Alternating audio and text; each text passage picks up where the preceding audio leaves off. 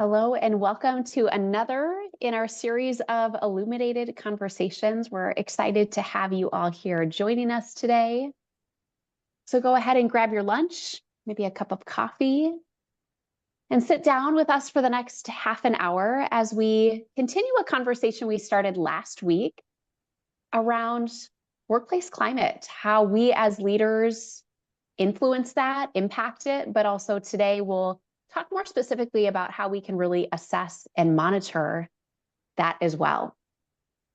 As we progress through our time together this afternoon, or at least it is here in Central Time, feel free to drop comments into the chat, or if you have specific questions as we're going along, please place them there as well, and we'll monitor that so that we can make you an engaged part of this conversation.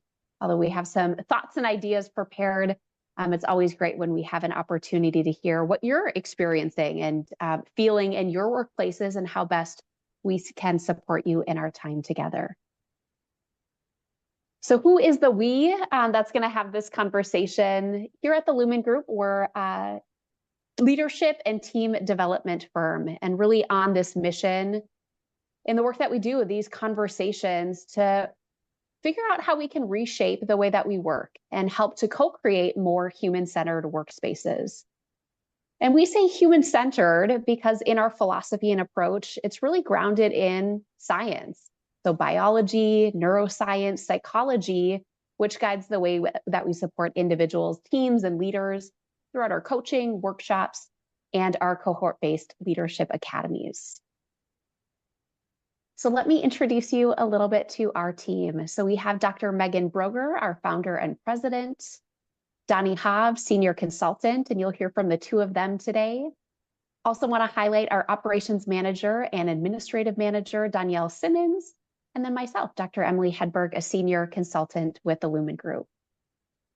So as we've really been exploring these topics that are really salient to the workplace today, what we're hearing from our clients and some of the interactions we're having, and certainly in some of the articles that we're reading and reviewing, we know that stress and stressed workplaces can have a really big impact on how we function. And going back to kind of that goal of creating more engagement, satisfaction, this level of connection within our workplaces.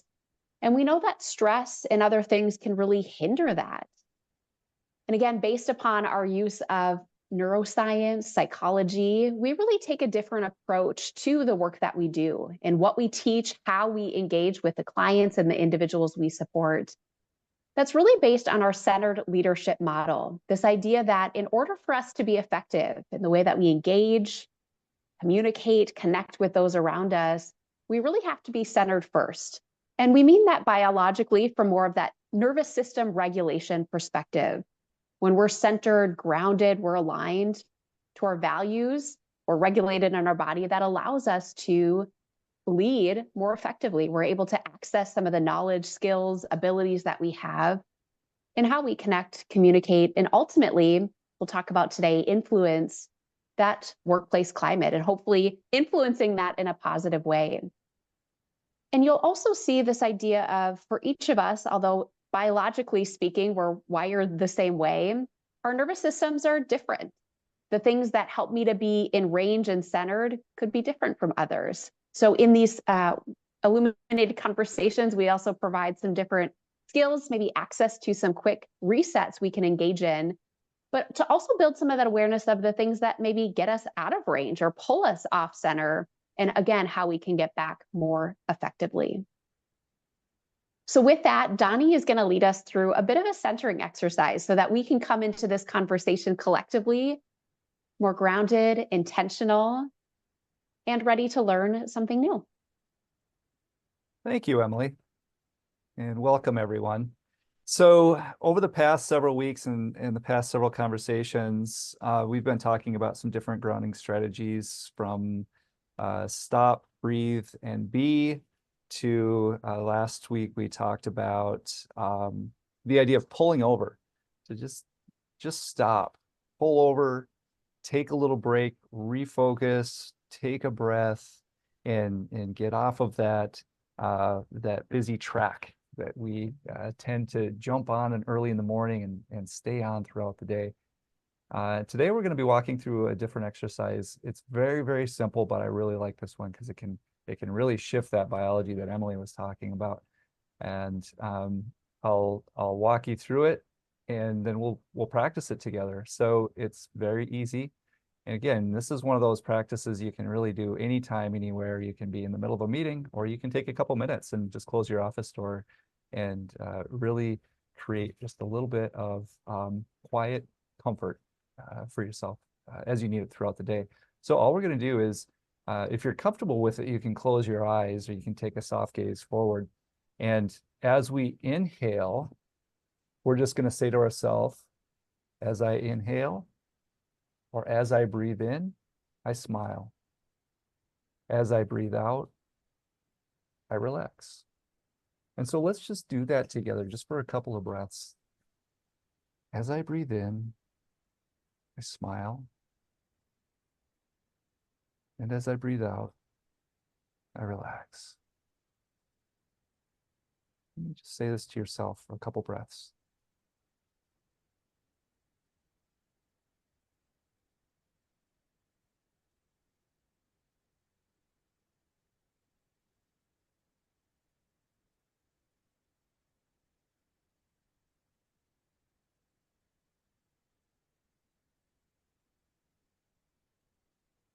And then when you're ready, you can come on back.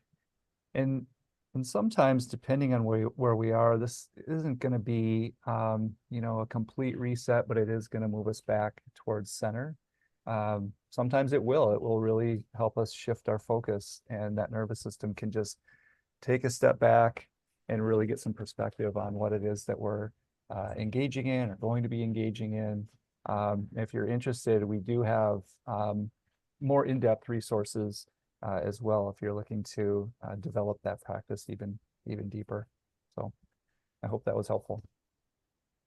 So helpful. I'm sure I say this every time, Donnie, but to me, it's amazing in less than 30 seconds that we can really just get a little bit of that reset. And if we do that throughout the course of the day, those micro resets really build upon one another and help us to manage our energy more effectively, to come back to center so that we can be really more purposeful and intentional.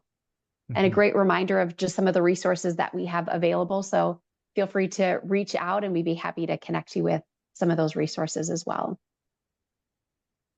As we think of this idea around workplace climate and really the role that leaders have in shaping that, we quickly realized at the close of last week's Illuminated conversation that we barely scratched the surface in terms of not only defining what this is, but again, how we can have that impact and influence. And as leaders, the things that we can do to really support and ultimately enhance what that workplace climate is really about. So we're going to spend some more time today really diving into maybe some of the questions we wished we would have got to last time, as a way that we can just further enhance and get a baseline around what is workplace climate, how we can assess and monitor that, and some practical strategies leaders can take from the conversation today.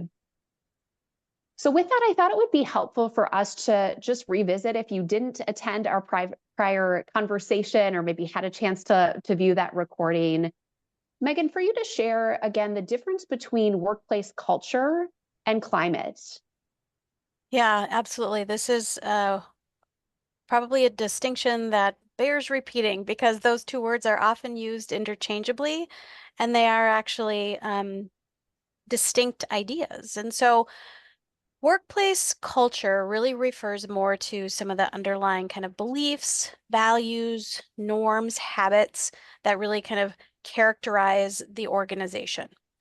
So it includes things like mission, vision, values, any kind of traditions or reoccurring events that are really central to the organization's identity. So we can think of organizational culture like personality, whereas climate is more like mood. It's more like the kind of prevailing feeling within a team, within a work group, or within an organization. So it's kind of what are the prevailing feelings? What does it feel like to step into and to be in that environment? at any point in time. So it can include things like people's perceptions of their work, of their team members, of their supervisor. It can include things like the extent to which they feel like they're being communicated with clearly or effectively, the presence or absence of kind of tension or conflict in the environment. So again, if we think of culture like personality, we can think of climate like mood. It's present, but it is something that is more likely to change, kind of even day to day or within a day. And I think is really relevant to our conversation when we think about what can we really change or influence, and to see some of that more directly, and knowing that workplace climate, so more of that mood or the feel we have or felt sense can shift. Mm-hmm. With that, Donnie, why is this important? And as we've had this conversation around stress and stress systems, how can workplace climate and stress really influence one another? Yeah, those are great questions. And I think, Emily, you just said it, when we look at the difference between climate culture, looking at what we can influence. And since culture is easier to change, this is maybe where we start. And the relationship between stress and workplace climate can be pretty apparent. Stress, like we've talked about before, is good. Too much stress will have a detrimental impact on the climate of a team, from individual to individual. And like we've again discussed before, stress can be very contagious and can have a really big impact. But also on the other side of things, groundedness, calmness is also something that can shift the climate. And so we're seeing, in these kind of these smaller, smaller teams, climate is something that can shift, like Megan said, like mood, from hour to hour, day to day, and week to week. So yeah, when stress is managed, climate is definitely moving more in the positive, engaging, direction, versus when stress levels are high and we all become a little bit off center.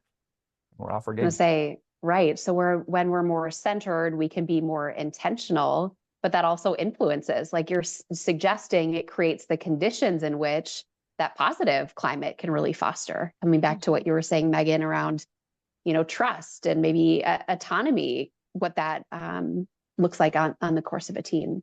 Mm-hmm.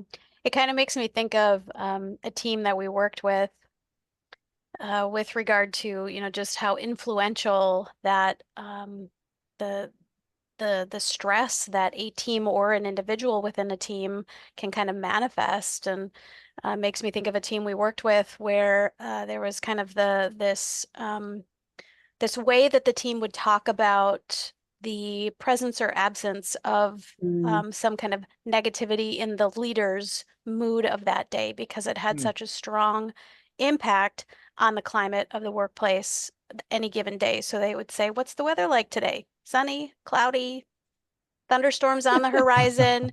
And so people could kind of prepare themselves to step into whatever that climate might be based on the strong influence that that particular leader had based on their mood. Wow. And I just am picturing, Teams messaging, here's the forecast, be prepared. Yes, exactly. So I know at the Lumen Group, this is obviously conversations we have a lot of the time, but, I'm wondering if this is new to a leader or people in the audience here today, what might be some of the benefits of understanding that current climate within the team or team members? Yeah, that's a great question. What I would say to that, and to build off of what Megan was just sharing, I always tell leaders, hey, your team is going to feel what you feel. And if they don't, then there's something else going on. Maybe you're isolating, maybe you're not leading in the way that you'd like to be leading. And so we spend a lot of time understanding that climate is happening regardless of what you're doing. If you're isolated in your office, climate's happening. if you're in the mix, you know, your team is feeling what you're feeling, and there are a lot of dynamics at play. And so climate is happening. If you can recognize challenges within the climate early, you can really shift and kind of recalibrate and get everybody back on track. If you're not paying attention to, you know, the direction that the climate is going or the level of stress on the team, sometimes that's when we get off track, and without correction, we get further and further away from the direction that we're hoping to head in. Yeah. As you were saying that, Donnie, it made me think of this idea around authentic leadership. And, you know, we believe in the value of that, right? Our authenticity, honoring transparency to a degree, right? And creating some boundaries around that, as you're describing the influence we have, and often the just magnitude of that influence when we're not careful. To your point, it's happening whether or not we're aware of it or not. Yeah. You know, with that, I know briefly last conversation, we talked about ways that we can start to assess and really get a pulse on our workplace climate, both in informal and more formal ways. Megan, I'm wondering if you could talk us through just what the differences are, and maybe when we might want to lean into one method versus the other. Yeah. It's important, really, it's very important to consider the level of formality and the timing of a climate conversation or a climate survey. And that, of course, lends itself to trying to differentiate between the formal and informal approaches to doing that. The main differences between a formal or an informal approach to trying to survey or understand climate has to do with kind of the level of structure. So are you asking just conversational questions, or are you sending out a survey for people to complete? Based on the structure, that's going to provide you with different kinds of information. So what types of data are you looking to receive? Are you looking to have you know, kind of some clear and qualitative kinds of information that you can track over time? You can look at change, you can look at trends a lot more easily. Or are you looking at just kind of a point in time? I just want to get kind of a quick sense of what's going on. It's going to be more qualitative in nature, and maybe less consistent in terms of what you're taking in. And so potentially sifting through a variety of different kinds of responses, as opposed to having that structure in something formal. And then, of course, there's going to be differences in kind of the scope and the time that it might take in order to engage in some sort of climate survey or climate assessment. If I'm having a one-on-one conversation with a staff member, maybe that's a part of our weekly or monthly one-on-ones. Whereas if, as an organization or as a team, we're doing something formal like a survey, then that's probably going to be more of an investment in time to manage the survey, analyze the results, and things of that nature. So that, and then the last one I would add would be the level of anonymity that would be associated with either those formal or informal. So far more anonymity potentially with doing a formal survey. If you're having a one-on-one conversation, there's clearly not much of that going on. So there can be some questions about how honest or how true is the information we're receiving based on the relationship of the people having that one-on-one conversation, as opposed to maybe that more anonymous approach via a survey. You know, I can think about some leaders that we're working with and coaching, and this idea around, especially in a hybrid or having a fully remote team, how challenging that can be to get a true sense of the climate and people's real feelings around that. You know, thoughts or reactions there.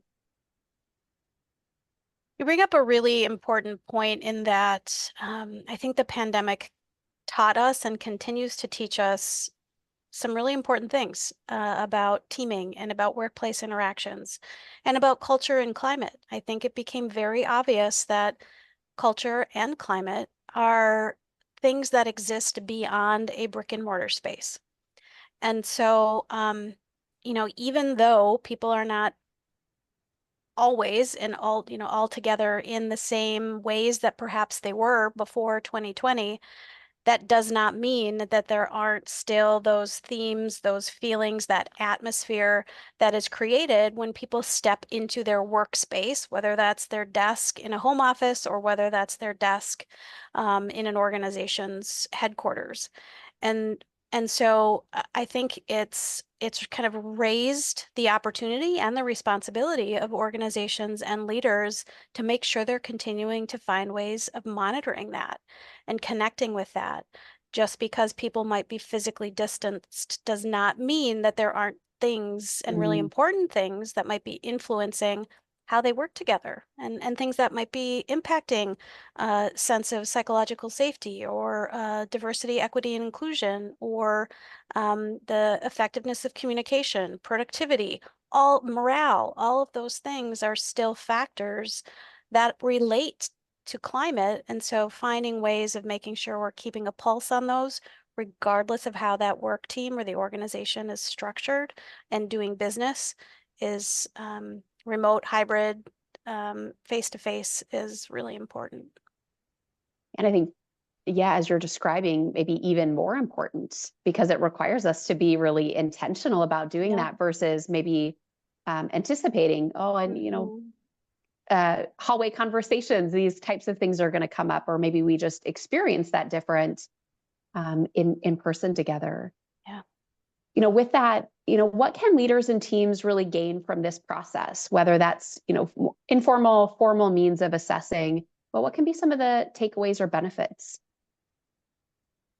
Yeah, that's a good question. I think one of the big takeaways that I've seen is around accurate perspective and perception of what's happening with the team. So I'm a big proponent of both formal and informal assessment, and I think those informal conversations can really provide a lot of details about what's going on and provide some good insights. And then, Emily, you mentioned hybrid teams, especially when you're working with hybrid teams. A formal assessment can really pull everything together, because it is or can be very challenging to assess climate if we're not being, like you said, Emily, really intentional about checking in about that piece. And sometimes we just get so focused on bottom line stuff or productivity, or being short-staffed, or stress management, that we kind of lose sight of what's going on with the climate. But the climate is just so important to the energy of the team, the gelling of the team, the engagement levels. And so I think that the accurate perspective and understanding that the survey itself doesn't necessarily, or the assessment itself doesn't necessarily give us that, but it facilitates an opening for deeper conversations, so we can learn more about where our team members are. Yeah, and important as we're zoomed in on all of the things and items we need to tend to maintain that focus on the bigger picture. Let's say that there is a leader who, maybe based on today's conversation, or has been thinking about doing some type of an assessment. What are some considerations or maybe potential challenges to really think about, just so they can be thoughtful in how they approach this process? Yeah, one immediately comes to mind, and Donnie, I'm sure that's the case for you as well. But something that I think is really important to understand is that whenever we ask for feedback, whenever we ask somebody to complete a survey, whenever we're asking even more informal but kind of probing questions about what your experiences are like at work, what's working well, what could be changed or improved, any of those kinds of questions, we are essentially creating some sort of implicit understanding or agreement that we're going to do something with that information. And so we in asking that question or those questions to gauge climate, we're creating an expectation from our staff, from our team members, that we are going to take that information seriously, and that things might either continue or change as a result of their information. And so that can be a common challenge, is what is the readiness of the people asking for feedback if it's an individual leader of their team or if it's an executive in an organization. What's the readiness to take in that information and to do something with it? So do we have the time? Do we have the resources? And do we have the commitment to really try to understand and follow through so that we can make some changes based on what we're hearing, whether that's continuing the things that are working or really trying to understand and address the things that are problematic? Because if we ask and we don't take action, that tends to have the opposite effect. We can see climate decline, we can see morale decline, we can see increased frustration. Mhm. Yeah, that's a Yeah, great we have point. to And I think, be. oh, go ahead, Emily. Oh, no, go ahead, Donnie. I was just going to say, when you decide to become more focused on the climate, I think it's good to set the expectation and to to be clear about what the goals are. If you can let people know that you're really interested in learning more about people's experiences and their challenges and where their strengths lie and things like that, that'll contribute to the climate. I think that's an important first step. And then Megan, as you mentioned, yeah, the last thing that people want to do is open up about challenges that they're having, and then nothing happens. Mm-hmm. Yeah, it's Mm-hmm. disheartening, at best. Yeah. So, Yeah. yeah. That's what I was going to say. Yeah, disengagement at best. But yeah, just Mm-hmm. really the toll that can take on a team, individuals, and resources. Why spend that time if we're not going to do something with it? With time in mind, I'm noticing we're quickly getting to the bottom of So the fast. hour. It's so fast. Last thoughts or sentiments that either of you want to share with our audience here today?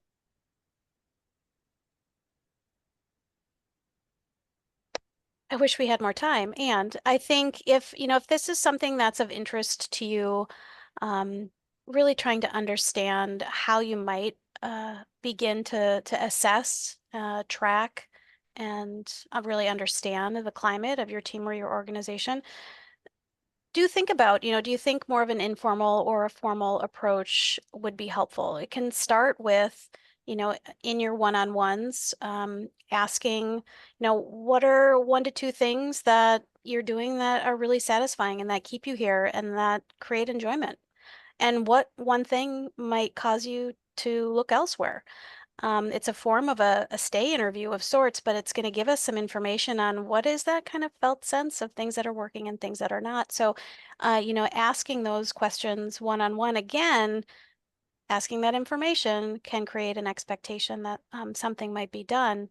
But beginning to get curious about climate, if that's not something that you've looked at before, can be really helpful. And if you're looking for something that is a little bit more formalized, we do have an Illuminated team climate survey. That's a quick survey asking people a variety of different questions about ways that they interact, how they feel, how they're treated, what communication looks like. And it's behaviorally based, which means that the outcome is in and of itself, some clear examples of and strategies of what could be done in order to strengthen areas of climate that could use some help, and also where to leverage the strengths that are already there. So it gives us some really quick and clear information on things that we can begin doing the very next day or the same day in order to take action on that feedback. Mm-hmm. Yeah, that's great, Megan. And yes, please reach out if that's of interest or you just want some additional information. I'd also highlight on June 20th, we'll have another Illuminated conversation. And this is really sparked from a question we had last time around, well, how do we support workplace climate during change? Whether that's maybe reduction in force, change in team members, leadership. And that will give us another opportunity to share our perspective and insights on that, but also perhaps a case study of some similar teams that we've worked with and how we've used some of the tools we have here at Lumen to really support teams and leaders through that process, both from assessing, being able to gather some information, but then being able to take some action-based, taking those action-based insights and translating them into real change. Excellent. Looking forward to that one. Likewise, feel free to scan the QR code. We'll give you and take you straight to the registration page. Otherwise, we always encourage, follow us on LinkedIn. We have our information here, so reach out if we can be of help in any way. But thank you so much for joining, and I hope you all have a good rest of your afternoon. Thanks all. Thank you. Take care.